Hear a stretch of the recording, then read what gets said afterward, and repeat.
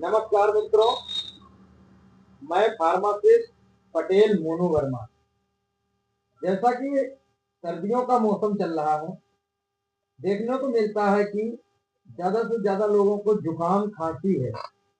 इसके साथ साथ जुकाम के कुछ लक्षण हैं, जैसे नाक बहना, हमारे सर में दर्द, हाथ पैर में ऐंठन और गले में खराश। इसके लिए हम आपके लिए जो मेडिसिन बता रहे हैं उसको ध्यान से सुनिए और बिना चिकित्सक के देख रेख में बिल्कुल मत लीजिए।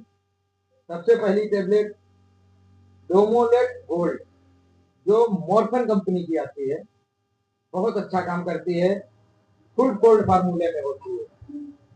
दूसरी टेबलेट मोन्टिको, जिसमें लीवोसिटर्जिन मोन्टलुकास्ट होता है। एंटीबायोटिक के रूप में कैप्सूल नोवामार, एमोक्सिसिलिन 500 और एंटीहिस्टामिन ड्रग मैंने आपको पहले ही बता दी है, ओमनाकार्टिल 5 mg, पेंटाप DSR।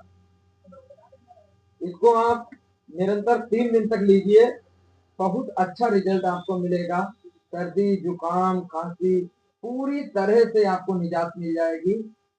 धन्यवाद।